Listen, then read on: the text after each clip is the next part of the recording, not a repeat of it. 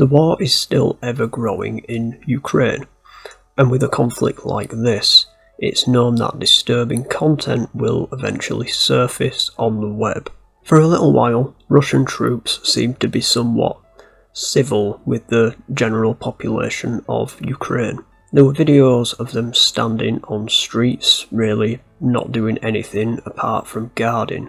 However, with the development of military setbacks, it now looks like there's more and more war crimes coming out, and it doesn't look like they're going to stop anytime soon.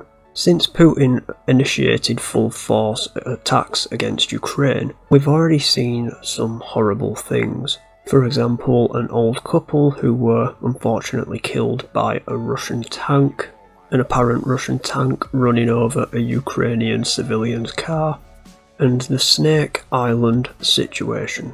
But just when you thought that some of these people fighting for Putin couldn't stoop any lower, a new video surfaced on the web at the end of July, not long after the Olenivka prison explosion in Donbass.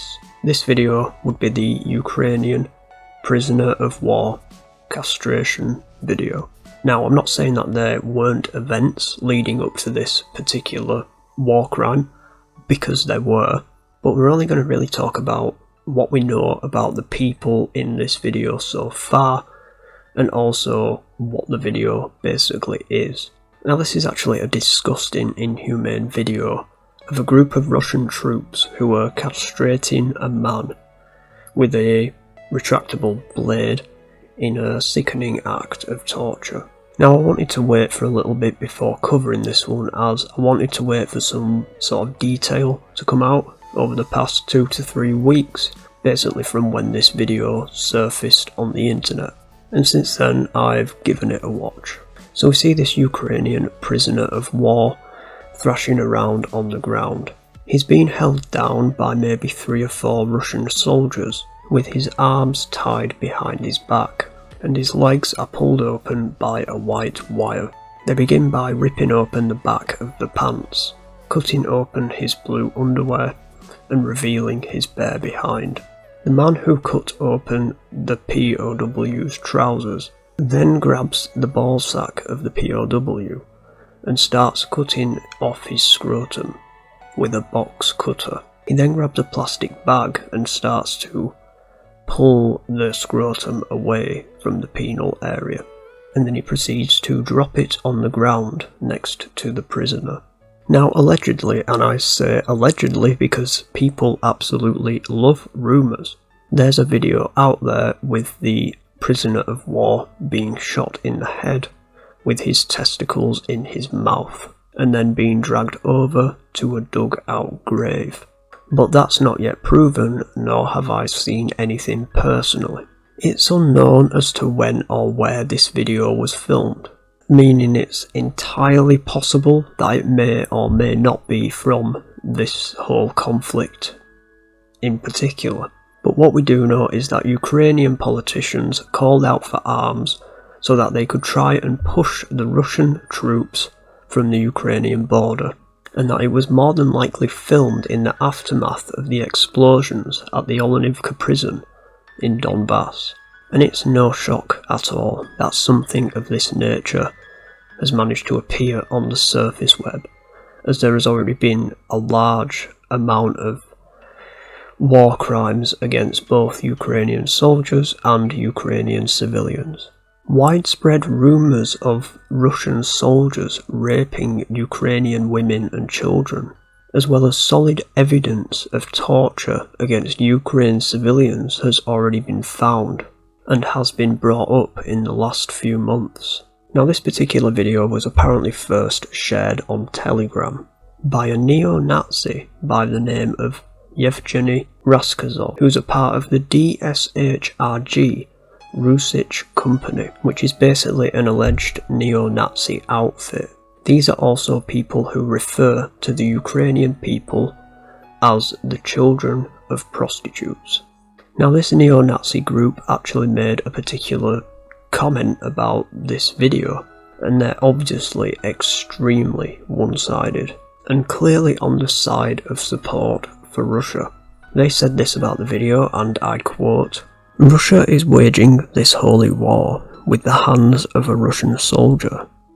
Right now, at this very second, thousands of young Russian men, being in the hardships of war, risking their lives, are working for the future of our country.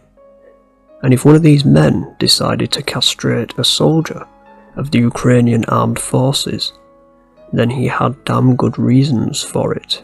So apparently this particular soldier that did the castration was actually filmed on June the 27th at the Azot chemical plant, which was seized by Russian forces. His name hasn't yet been exposed, but on the clip from the castration video, you can see he's wearing a similar black Stetson hat and distinctive bracelet within both videos. He also carries a Dragunov sniper rifle. It's also alleged that the castrator came from the region of Kalmykia, which is a region in Russia on the Caspian Sea, and also used to work as a repairman before the Russia-Ukraine war. The group, named the Chechen Bakhmat, is apparently led by a man named Vitaly Arishanov. So as you can see, yeah, they're pretty shitty people.